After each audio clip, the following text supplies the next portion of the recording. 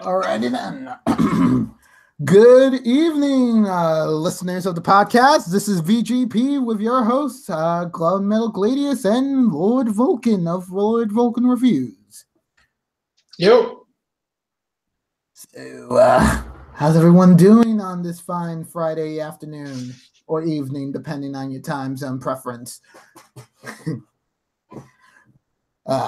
We're just, going over, just preparing a few things before going on a little bit of a raid, if you will, because tonight is the night we struck out as the Phantom Thieves here!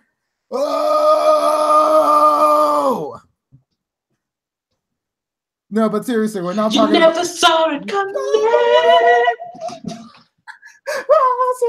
Your name is too fast for us. You're coming. That's right. We ain't doing some Loop Ranger again. We're doing Persona 5 right here on VGP episode 5. So, coincidence? I think not. Oh, definitely not. In particular, this is a podcast. This podcast is to enact the hype train that is the Persona 5 animation that's going to be coming in this spring. Yeah, and I have high hopes for this anime to possibly surpass Persona 4, especially with like the bigger story shift, the bigger story that they have for it. You know, when it comes to Persona 4's anime, I'm still waiting for them to do anime adaptations of the fighting game and the dancing game. I'm still waiting for that. Still waiting for Persona 4 Season 2 and 3. Persona 4 Season 2 and 3. Like, hey, all the games are canon. Canon. Well, I guess until recently, in which they confirmed that Persona 3 and 5 dancing game are not canon. There's a Persona 5 dancing game? There's going to be a Persona 3 and Persona 5 dancing game that's going to be released at the same time, a la Pokemon editions. God damn it, Shin Megami Tensei. Well, actually, it's the Megami Tensei series. If you research hard enough to realize that Shin Megami Tensei was the origin of the series. I just joke. I'm just joshing with you. Well, they still plaster Shin Megami Tensei on all the fucking packages, so I'm going to say Shin Megami Tensei. Well, honestly, that's the American localizer's fault. But we're not here to talk about certain comments from certain videos commenting about the Megami Tensei criticisms from a certain Persona tuber. But we're here to talk about like our thoughts and feelings about the trip some of us have taken into the world of Persona 5's Tokyo. And as a disclaimer, we're not going to fully be able to talk about all the spoilery details of a game that's been released for nearly a year for the Western countries, because our dear friend Vulcan here hasn't gone into the meat of the game yet. Yeah, I need to get around to it. What can I say? The game's great. I just took a break and then never really got back to it because a lot of stuff happened. And honestly, if I don't get back to it by summer, Kingdom Hearts 3 will take over my whole life.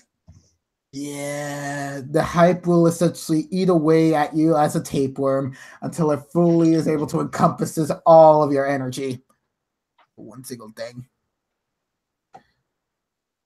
So do tell our dear viewers, my friend, what is Persona, for those of us who do not know what it is? Persona is a sub-series of Megami Tensei that, well, it takes aspects of JoJo's Bizarre Adventure in having humans with super psychics / supernatural abilities that come in the form of an alternate being that appears to be larger or of equal size to them, possessing elemental / physical abilities that they're able to combat in psychological realms.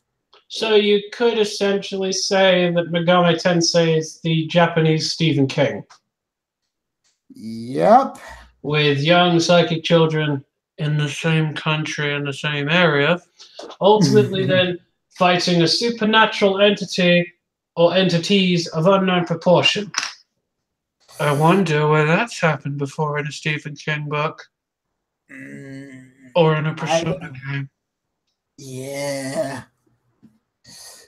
Yeah. And sometimes those psychological horrors can come in the form of Hitler. I'm not surprised, considering the freaking visuals of this game. Holy crap. Yeah, but it's like a series that at first was like we wanted to like make it into like a sort of like a school-based setting for like these sorts of adventures in comparison to the original Megami Tensei or Shin Megami Tensei series, which is mainly about post-apocalyptic demon takeovers with angels warring against the demons, with the humans stuck in the middle of said wars.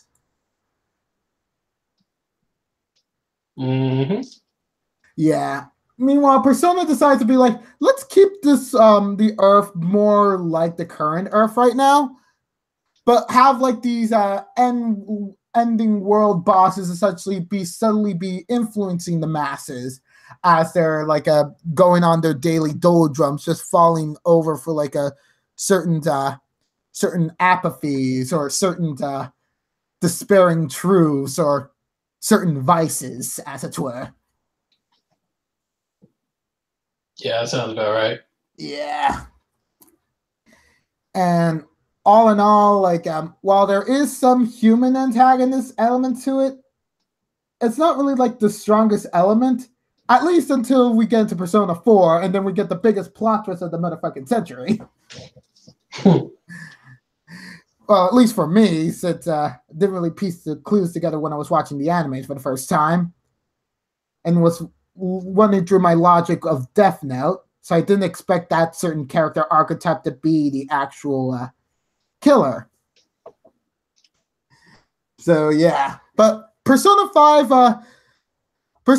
like seems to be like a bit of like a next gen answer to like the people who had outcries of flaws in the Persona series with 3 and 4, even though 3 and 4 were very innovative in like them deciding to cut up the gameplay between like a slice of life school simulator and dungeon crawler RPG. Some flaws that people had with these games include Persona 3. You had no ability to directly control your party members, excluding yourself. And until they patched it. Until they patched it in a portable, in a PSP version of Persona 3. But even still, Persona 4 had the issue of its prologue essentially being a 3-hour info dump on the masses, without even getting into gameplay directly until we reach the liquor store for certain reasons. Come on, let's cry our tears out. Let's cry our tears out. Oh my God, Shattering Abomination's coming to kill us all.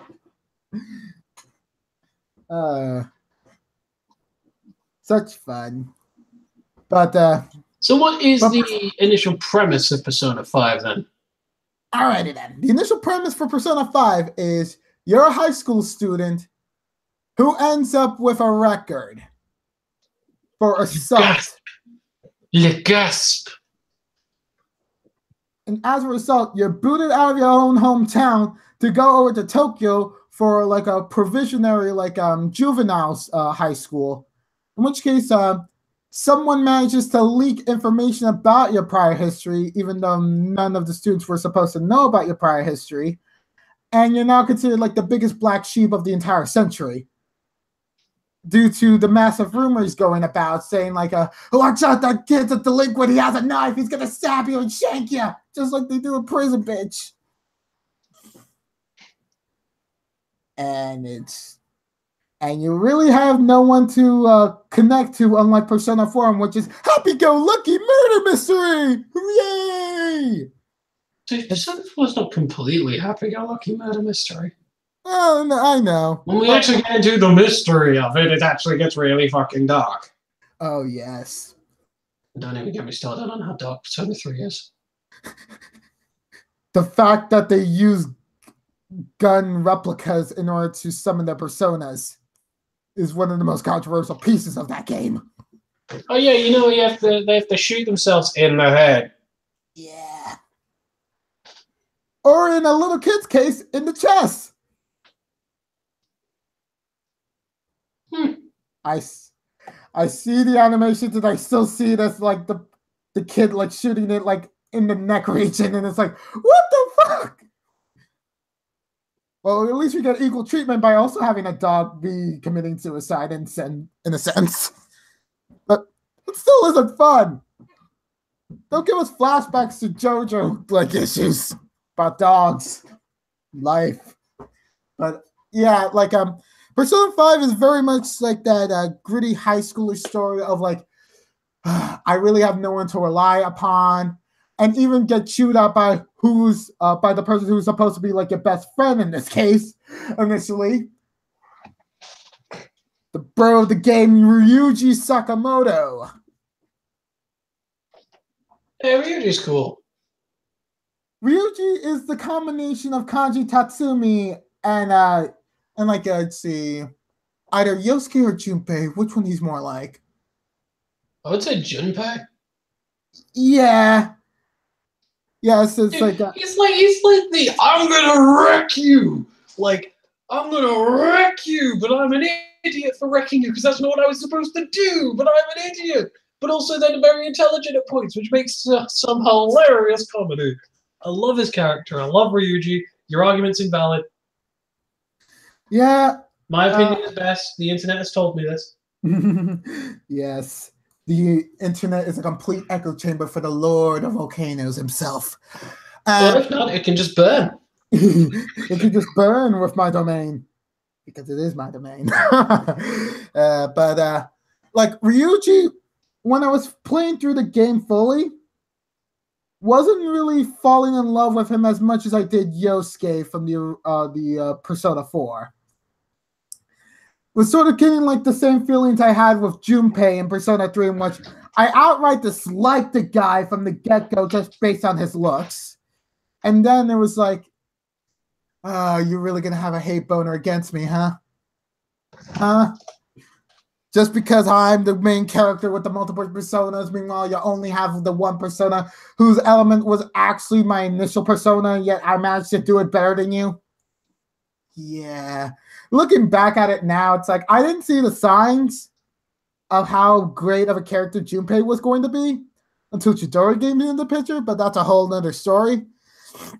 All I can really say about like what you see about like Ryuji, there's like only one part of the story which I'm probably going to go into a bit of more detail to, not even spoiling about the bits about the palace, in which that was a big turn-off point for some people in the fandom liking Ryuji.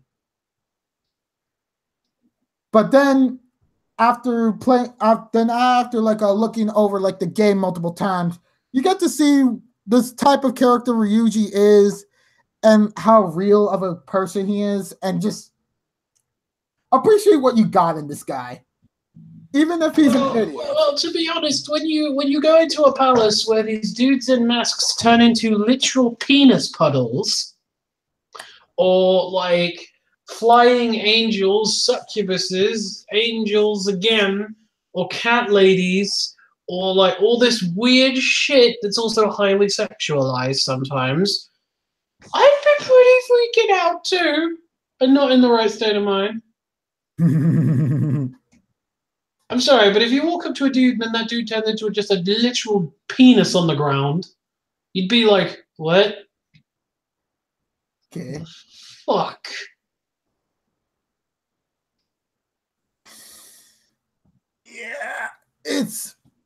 Yeah, things got weird in the first palace. Let's just say that for sure.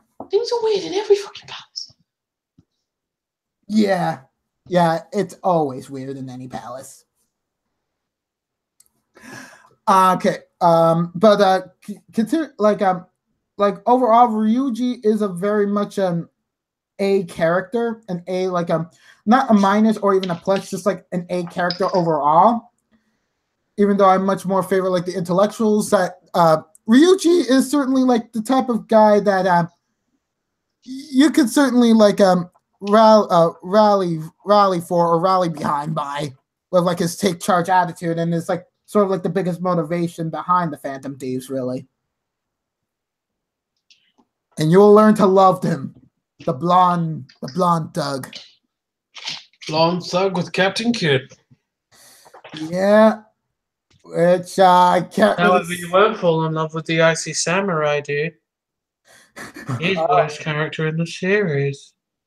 Ice character? Okay. Hold up. We'll get to that character, and I'll get you a big stern talking to about him. It's so easy to just rile him up. Oh my god. Okay. So the next character on the chopping block is the mascot of the game, which has become a president since Persona 4 with Teddy. A character in which I hope was going to be a girl, but then revealed to be a guy is... But then was voiced by a girl. The voice of Pikachu, no less, in the Japanese version. Or in the Americas, you want to make a contract?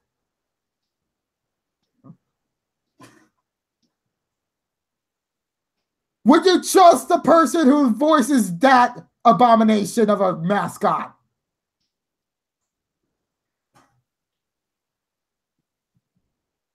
If you don't know, are you basically telling people not to buy a game because of a voice actress?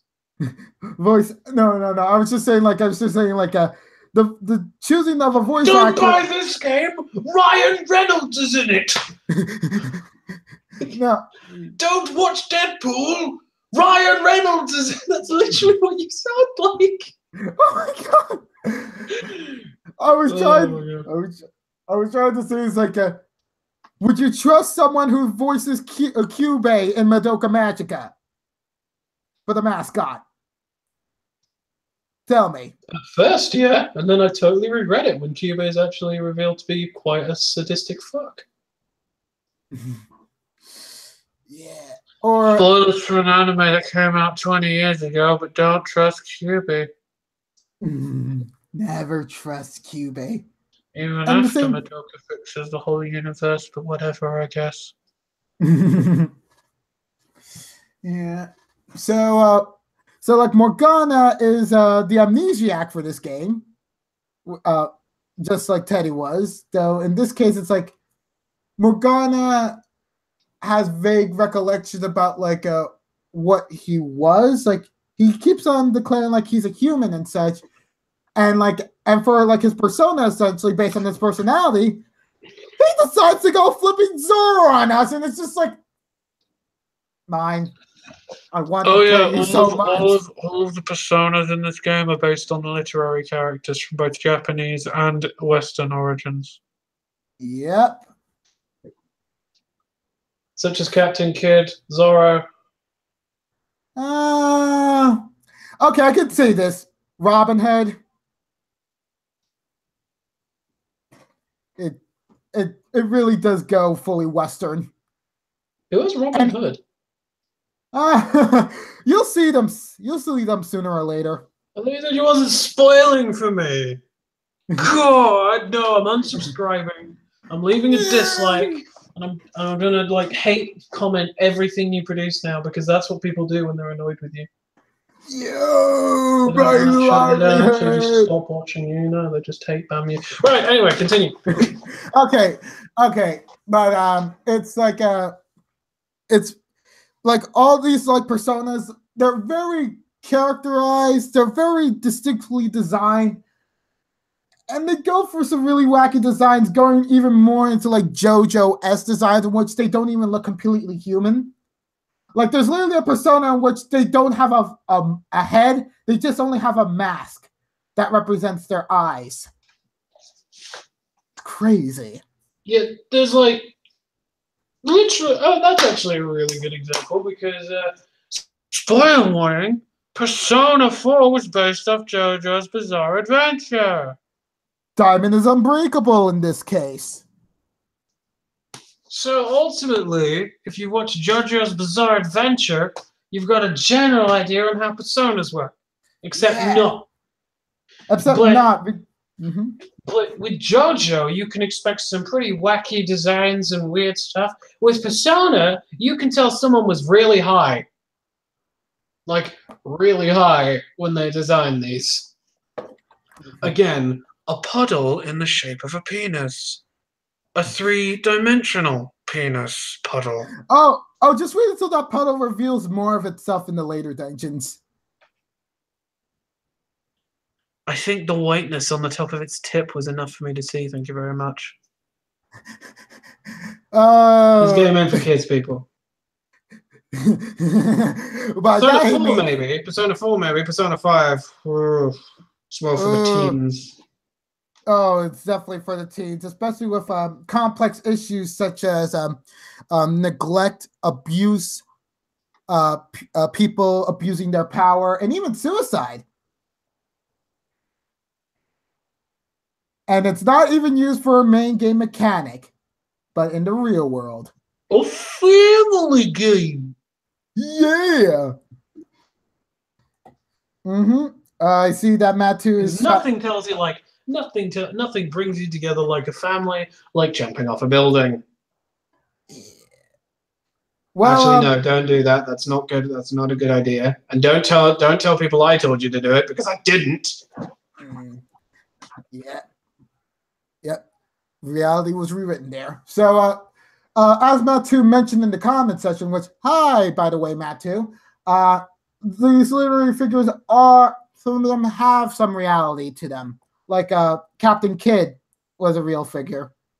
He was a privateer in the 1600s. Mm-hmm.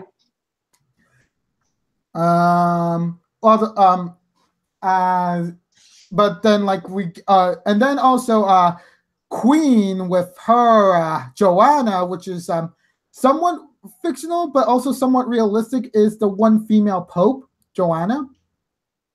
The Persona's interpretation of the female pope is a fucking motorcycle.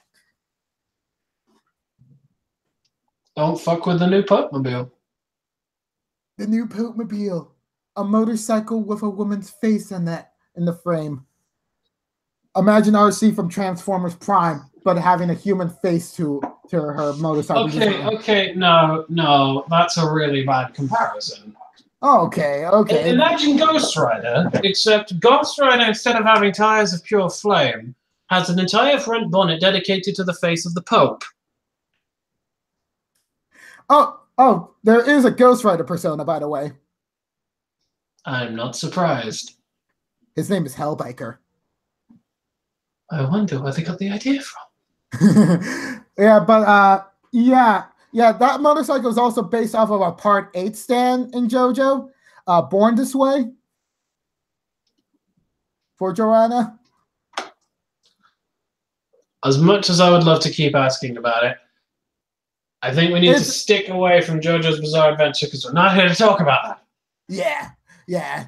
Even though it's very, even though I could have a conspiracy theory about how, like, the starting with Persona 3, like, all the parts are somewhat thematically linked to to the corresponding part of JoJo, with 3 involving around like a serious emo protagonist who the first instant he gets tries to shoot himself with a gun. Then Persona 4 is all about a murder mystery, which it goes through like twists and turns and such. And now Persona 5 is all about a rogues gallery in which they're trying to perform their justice against a corrupt criminal society association that has close ties with the government. Because you never saw it coming. So now let's continue on with on to Kamiki with her persona Carmen. He's on the main heroine of the Spanish play. Oh Jesus Christ, Carmen! Fucking hell! Like just take the most badass flamenco dancer you've ever seen, coat it in fire, and then give it like a fucking love heart thing, And just let it just be its own fucking just like that's the fucking image. And it's fucking badass. Yes. And she's smoking a cigar throughout all of this. This is a female fucking character that doesn't need to be dressed in fucking is in a dress, but still badass because holy shit, that thing will burn you alive. Yes. Yes, Carmen is a very gorgeous persona. And for An's case, I kind of feel like at first I was starting to fall for her after the first palace, which we sort of get like her mentality for like why she didn't kill off the villain of that palace by killing their shadow, because they literally nearly drove their friend to death. The best friend, by the way. Plot spoilers. Yeah, but then afterwards they sort of became mellow out and became like a lesser version of Rise in my eyes throughout the story, as tends to be like an issue with Persona 5 in my opinion, is like after the plot focus palace with like with the character that they awakened their personas to, they merely get like tossed off to the side to focus on the next main character to join the Phantom Thieves. Well, when you've got like 8 to 10 protagonists, all of which have to have their own development arcs tied into each individual palace, it's not that hard. Well, no, it is pretty difficult to try and juggle all that on top of introducing the antagonists, the villains, and the entire plot of the main story. Plus, that's kind of what happens to your favorite character too. Just saying. My favorite character, you say? I would argue the opposite. Speaking of which, we're talking about Yusuke Kitagawa.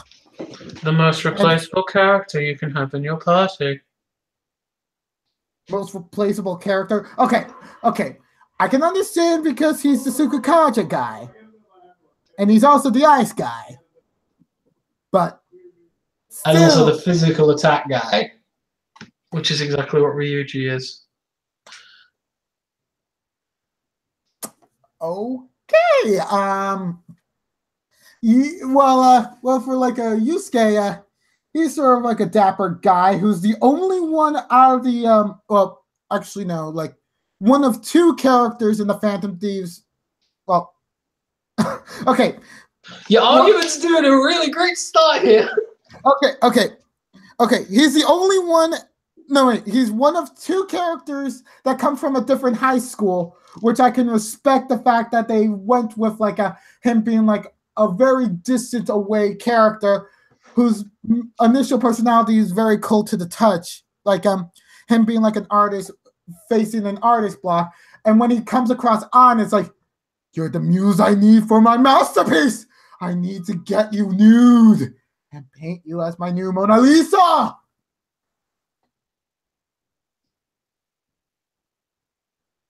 Wow. Look at Matsu throwing shade at Ryuji.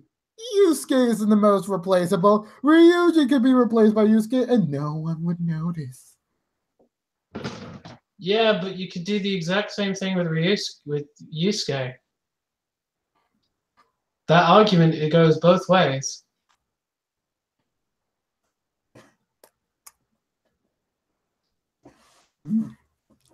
Just say that's literally what I'm saying. I'm saying that everything Ryusuke brings to the table can either be replaced or has been done already by Ryuji. Like, I like his character. I like his arc. I like his palace. I hate the boss fight in that palace. Oh, yeah. We have completely varying opinions about that boss. Oh, God. But he just becomes, like, as far as I've seen, he's just the character that states the obvious in the party.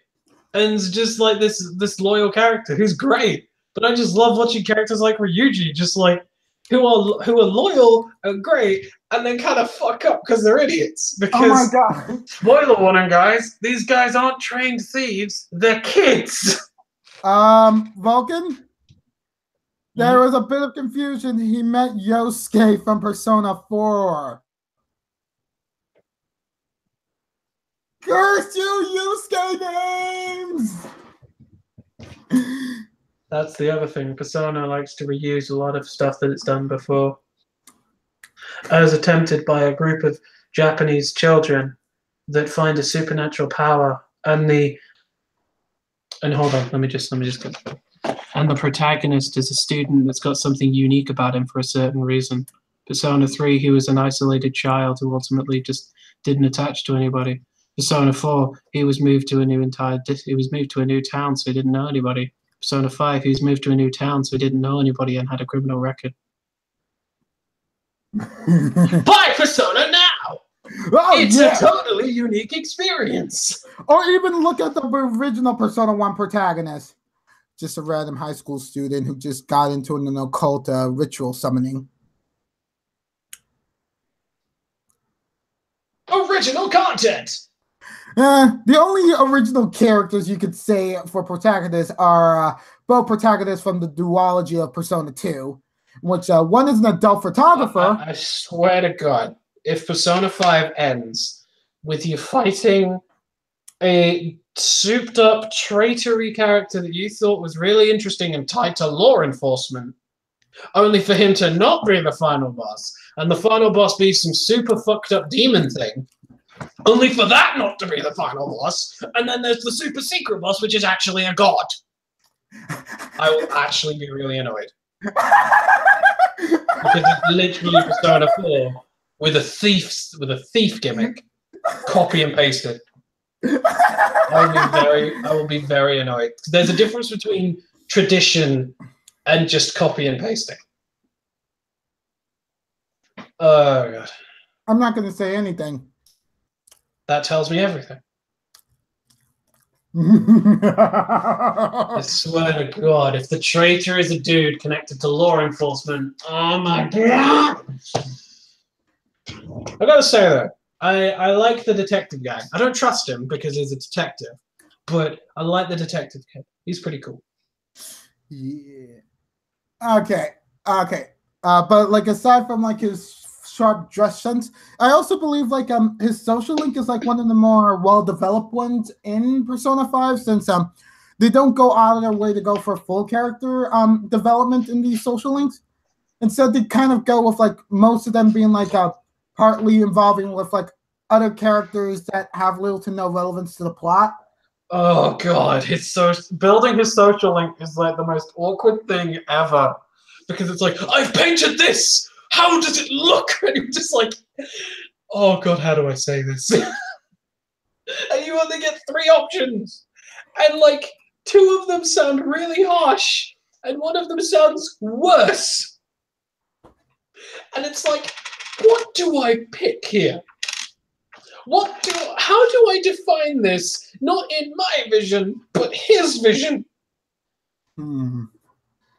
On a side note, I actually love Anne's building of a social link, because it's literally you go to the park, then you go to the park, then you go to the park. But each time it's funny, because the first time you go, you eat food. Second time you go, she asks you to insult her as worse as you can. And you get to a point where you're like, you're throwing all these insults, and then you just turn around and go, I love you. And then she just loses her mind. It's amazing.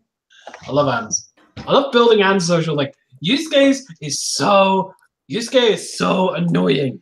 I mean, that is not the reason why I don't like him, though. I do like Yusuke. I just don't think he's the best character. Okay. There's also like the thing about Yusuke's social link, in which focuses on like the main plot, in which he's kind of dealing with like a bit of issues, since the second palace boss is actually his adopted father, who did something very bad in his life. Something even worse than Kamoshida, the shittiest gym coach you could ever have in a school. Okay, you know what? Since we're going basically full spoilers, since we've basically spoiled a lot of shit, Kamoshida was sleeping with female students, beating the shit out of male students, and drove a kid to drive and kill herself because she couldn't handle it anymore. And then in the second palace, Madarame fucking, oh my God. He would steal his students' paintings and shit, and then take credit for them. Then on top of that, His most defiant because he ran out of artistic creativity. And you're like, okay, that's a bit relatable. But he's still a dick, but he hasn't done anything horrible. Then the mic fucking drops when this guy,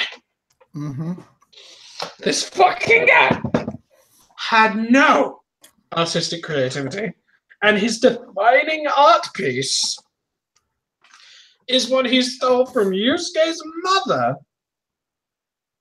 after he alleged. Did he? Okay. No. He basically let her to die after she was suffering a stroke. Yeah. So he killed her. Deliberately. Yes. And then took Yusuke. And then did the exact same shit with Yusuke that he did with all his students. Yeah. What the fuck is wrong with this man? This man is the crockiest old man to ever poison the well of artists' reputations everywhere. And this boss fight is bullshit.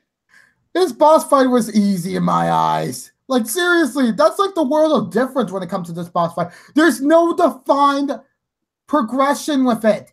It's weird. It's either like the most hardest hell ever for like a newbie, or like say someone who's experienced with boss fight, but somehow managed to trigger something to cause it to go even worse for no reason, or it just becomes the most easiest shit once you realize the pattern. But that's not good if it's the second boss fight in your game. Yeah, it's such a difficult. If I had a top 10 like most bullshit bosses, Madarame would be in like the bottom 5 because you have no idea how to properly fight him. You can end up wrecking him, and his abilities are fucking OP as shit. Making you weak to everything. It's and then he just hits you, and then he can just like has 5 attacks, which is great. And then you've got to hit each piece of him specifically with a specific attack type, and if you hit the wrong one, it'll heal. Meaning it gets absolutely bullshit. And then when you kill one part, you've got to make sure all the other parts have low HP too. Otherwise, they'll resurrect each other with full fucking hell. Yeah. And this is the second boss fight in the game, people. It's so fucking bullshit. I rage quit it. Went to this guy and asked him how to kill it. I'm a newbie. I shouldn't feel like that. But hey, I'm just shit at video games, so what can I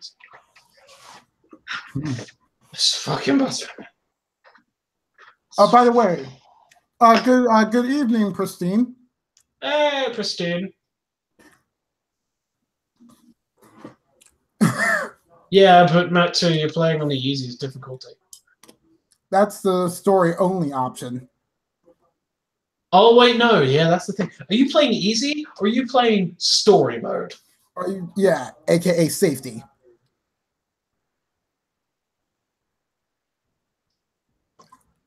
No, okay, Matsu, I'll agree that it's an annoying boss fight, but I need to know, were you playing easy or were you playing story mode where you just had the story? Because if it's annoying in the easiest difficulty, that is bullshit levels of... Oh my god! That is such a difficulty spike! The fact that in the easiest difficulty, it's one of the most annoying boss fights in the whole game. That is some... thank you, Matt, too, for confirming that Madarame is a piece of shit both in context and out of context in video games. I just want, like, okay, if anyone in the chat makes, like, memes or something, can you just get, like, a picture of Madarame's boss fight and just have it say, "This fucking guy"? And then everyone in Persona, everyone who's a fan of Persona 5 will get it, and it'll be amazing. Yeah. This fucking guy, that's going to be our first meme right here in the VGP. Woo! VGP memes. We charge 5p per meme. Then if we get more, we'll charge you for $1,000 a fucking meme. Yes, $1,000 for every meme. What's annoying about a particular boss fight? Oh, the boss fight. Ooh. It's like a multi piece boss fight in which like a 5 pieces of the boss, each vulnerable to a specific damage type. If you hit the wrong part with the wrong damage type, it heals them by like 200. It's nuts. Then on top of that, you've got to monitor how much HP each piece has. Because if one of them drops to 0 and the others are full of health, they'll resurrect each other. Mm-hmm.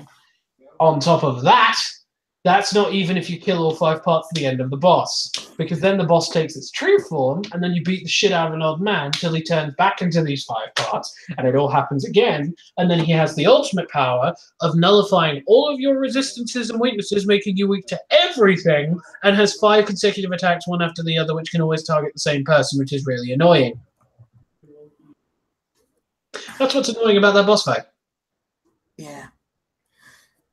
So, I think we should now move on to better pastures now. Let's get away from Yusuke. Let's get away from his evil father, Madarame. Let's go into Best Girl. I want to argue, but I can't. I can't do that. I can't do that to my senpai. Oh, yes. Makoto senpai.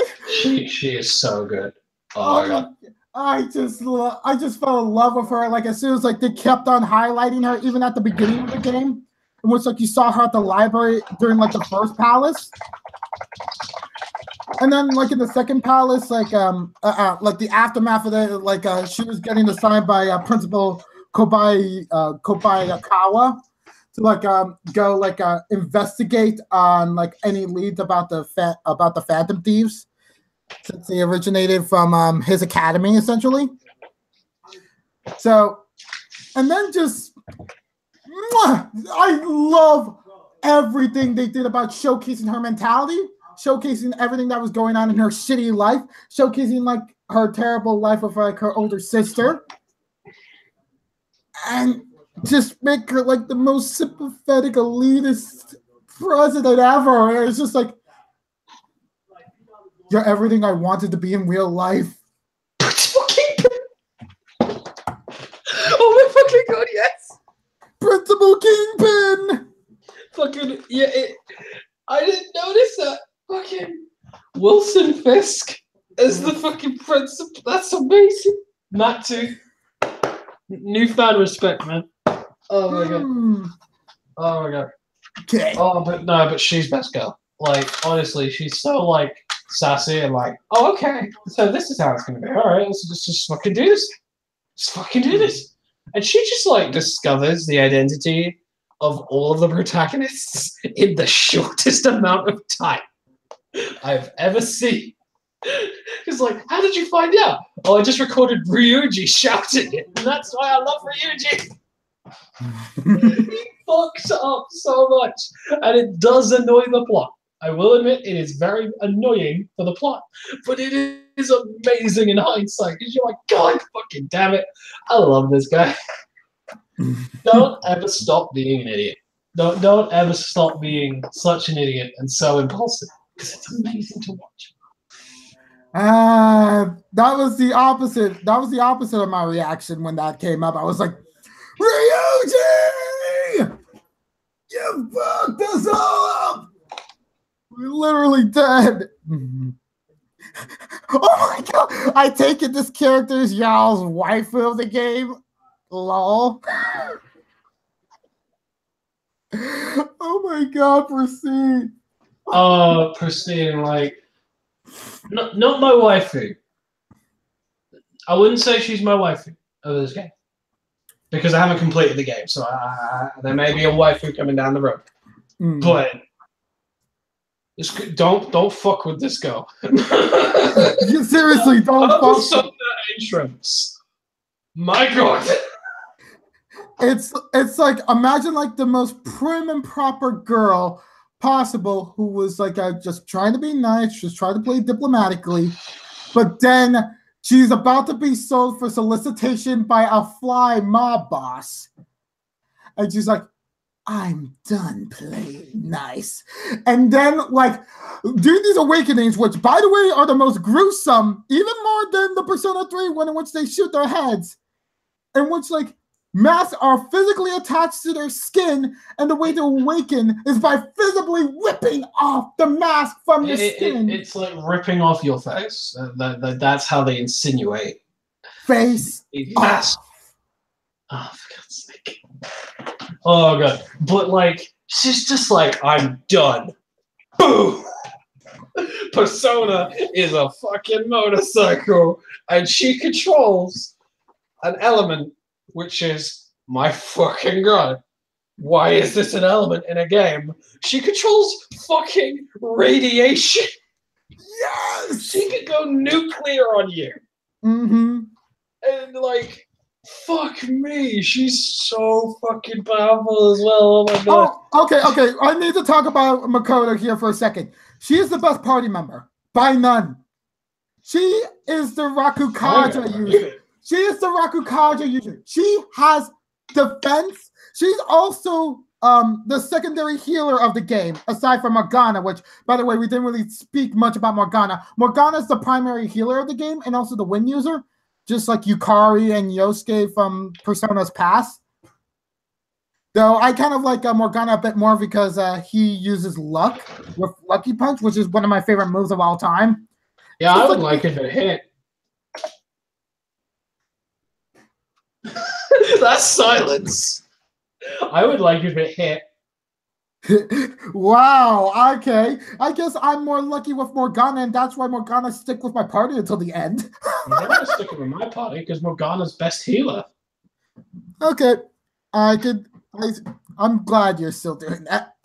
Like, honestly, like Anna's crowd control on a fucking massive scale. Like, fucking Joker is whatever you make Joker. Like, Ryuji or Yusuke, because I will admit they are interchangeable, are fucking amazing physical sweepers. And then you just got her, and she is literally great physical damage, powerful radiation, and then healing and purification shit to remove debuffs, and you're just like, this girl has everything. And she has what is happening right now? And she has defense too. Don't forget that. Like that might be like a bit of an understatement because, like in Persona, it's like if you want to rush a boss, you have to Tower Kaja everything, so you need Ryuji. If you want to try to avoid as much hard-hitting attacks as possible, you use Yusuke. But if you want to make sure you have someone reliable to keep you on the fight against like a combatant while still being able to heal at the same time, you bring Makoto, and she will tank you for all the hits. It's a shame, though, that the entire tanking mechanics of the other characters are useless when Joker gets one-hit KO'd. Yeah. The other annoying thing, fun fact, the most annoying trait of Persona games is if the main character, the character you are in control of through the entire game, goes down in a fight, you instantly lose the fight. But if your party members go down, you can have revive items to revive them. But they can't seem to use revive items to revive you. Logic! But let's speak about like the boss that she had to deal with around her awakening, which is possibly the one boss that has the least amount to do with any of the characters, not even having any personal stakes at all. Just a random mob boss that she decided to take on as the students were starting to get bullied / laundered money about. And also one of the easiest bosses in the game. Oh, yes. Let us not forget about Lord Piggytron himself, Kaneshiro. I'm sorry. I can't do that. I can't do the boss thing. It's just boss music's so good. The game soundtracks are amazing. The soundtrack is psychedelic up in here. Just all the jazz, just all the rock. And then Willpower is my jam completely. Which I'm going to need to tell you something. if you thought the Awakenings were sick using willpower as the theme for it, I can't hold myself back. This song gets used for a couple of boss fights. Oh, sweet. And this leads me to like the next character on the list, which is now outside of Lord Vulcan's terrain. So tread lightly because we're going past July up in here. Yeah, because we're not like going to be doing massive spoilers on this from now on. Only doing spoilers because I basically knew what was happening. Okay. Ooh. So the next boss is actually the same person as the person joining the party. It's kind of like a weird thing, but also at the same time, it's a full-on throwback to Persona 4's Shadow Awakening. Well, you can reveal who these characters are because their images were released before the game even came out. Okay. So you know about the Squid Girl from Persona? Futaba. Okay, Futaba is this very much a sheltered NEET who is all about gaming / hacking, who secluded herself in her house due to a psychological trauma when she was younger. That has complete relevance to the entire plot because person she was connected to is kind of a big contributor to why things are happening in Persona 5. And it's just like it felt like it just felt like the God. Dude, it's a dude spoiler. I'm sorry. like I'm really saying this, like this felt like the biggest climax for like the Persona 5 game that I felt, even though it was like the most drawn out one, because it was very much based on Egyptian themes, going up a pyramid. But at the end of it all, when you're dealing with like the boss in that palace, and we finally find out who's the Rishi of the game, that being Futaba, and her persona is just like, well, we still gonna get vehicles for personas because heck yeah, UFO for one. Isn't that sick? God, I love Necronomicon so much. It's like there's actually a persona called Necronomicon. And it's a fucking UFO with tentacles. Oh my fucking god. Not making this shit up, people. Of all the books, you picked the Necronomicon. Is there going to be a persona coming in called Bible? Are you shitting me? Shitting me? No, I'm just joshing you. I was going to say, if there was a persona called Bible and it did holy damage, I'm getting it. For the people of my country, I will receive this holy tome in order to resurrect the legend of old. But yeah, at the end of this all, Futaba was like the last real character I felt was like really well developed and really fit the party's aesthetics of essentially being, we're basically a rogues galleries of teenagers, all with troubled pasts, dealing with the shitter that is our corrupt Japanese society. And now we're going into the bad side, the downsides of Persona 5. Or how should I put it? The Ryuji Morgana situation. Okay. In the middle of them essentially getting the most popularity they ever gotten from the Phantom Thieve site, which they have in order to like publicize like their exploits against corrupt individuals, adults essentially, and like having people like rely on them, trusting them even more than the police. Well, yeah, because they get shit done. They get shit done, yeah. But it's sort of gets into like a situation where it's like they're a bit stumped for like the next like boss they have to fight against, the next person they target as Phantom Thieves. And well, how should I put this?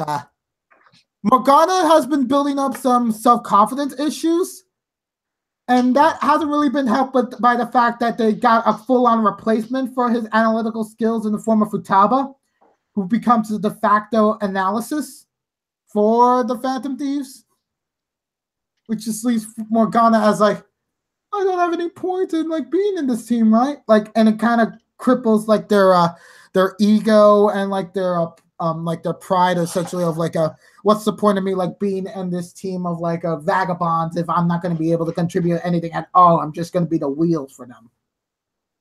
And even then, I could be replaced by like freaking Makoto because she has a freaking motorcycle, for God's sakes. It's just like and then as soon as Morgana's like so that's it. You guys are gonna be scaredy cats about this situation, not gonna continue. And then like Ryuji has the gall to be like, "What you saying, cat? I'm sorry, I didn't quite hear you. Are you saying like we're chumps? We're cowards?" So yeah, and like their emotions escalate to the point that Morgana runs away from the party, and you spend the next week looking for them, and in the meanwhile, a girl character comes in and becomes a Phantom Thief off screen. Not kidding you. Wait, what? A girl becomes a Phantom Thief off screen. You shitting me? I am not shitting you. This was the part of the game that was draining on me, and then the palace killed it for me for 2 months. And continuing on to the new Phantom Thief girl, which we'll call her Beauty Thief, which is the puffy haired girl with the pink sweater.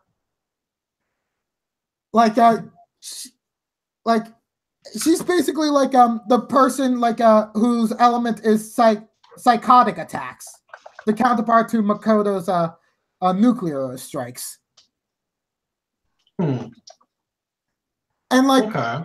And her personality is that of a little sweet girl who is an heiress to one of the biggest corporations of Japan, which is a fast food industry, which is basically the McDonald's. Spreading influence even to Hawaii and to other countries. And as it turns out, the next palace fight we have to deal with is with her father. When like all of a sudden like things start to get popping up about like people finding off rumors about this Okumura fellow basically like working his workers to death with no overtime payments or like little to no breaks.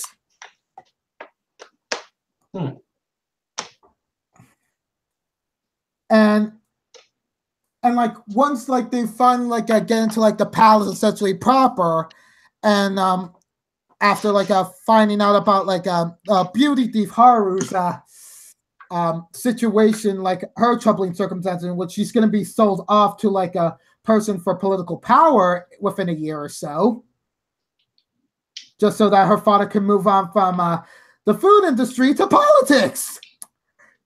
Because yeah, that is very timely considering certain country.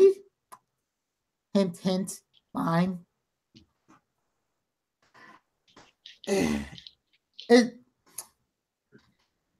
just, and then once we get to the palace, which is the space dungeon of all places, the one that was very much like the visual scope of it was beautiful in the trailers, and you don't even get to see that for like the first 50% of the dungeon, because you have to go through essentially what is an industrial wasteland graveyard of robots just committing suicide just for like their great and powerful leader Okumura. And it's just like, it was so draining on me. I was just like, I give up on this game. I give up on this game. I can't handle any of this industrial shit. It just was too much. It was one of the longest palaces ever. And even with like the new party member Haru, it was not fun at all. And even the boss battle is just like, what? You mean to tell me you don't directly fight the main shadow? We instead have to fight a bunch of droids while he's pulling off a Darth Vader?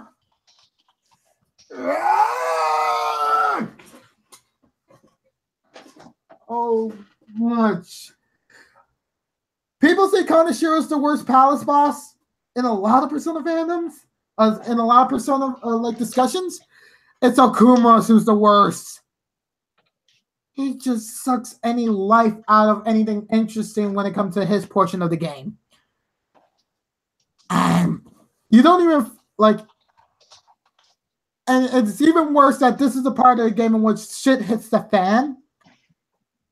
When after you're starting to escape from like the space dungeon, a shadowy figure jumps in and shoots the shadow twice in the face.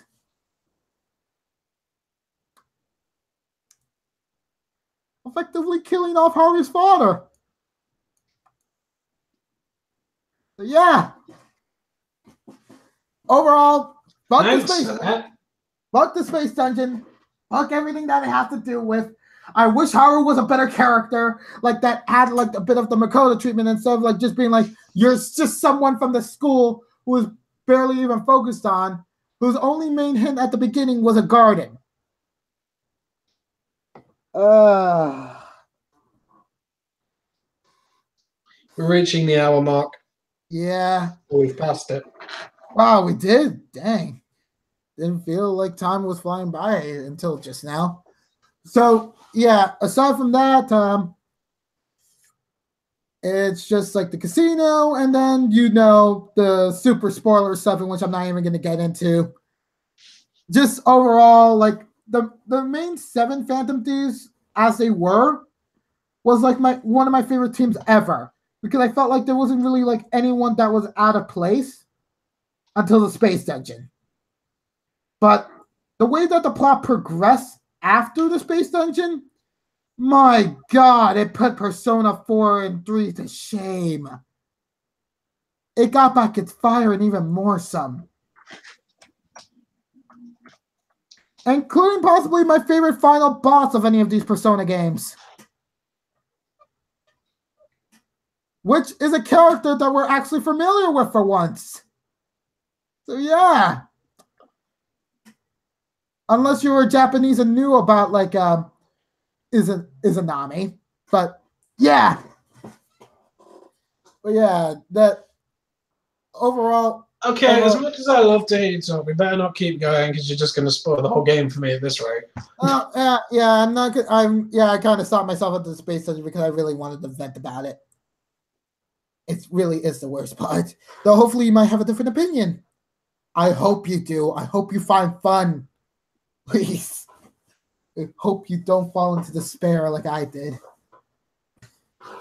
Oh, and one last thing. Matt too was like typing like in the last 30 minutes about and like in the later Shin Megami Tensei games, you actually get to like in one of the routes you get to actually partner up with the Christian Judeo Guard.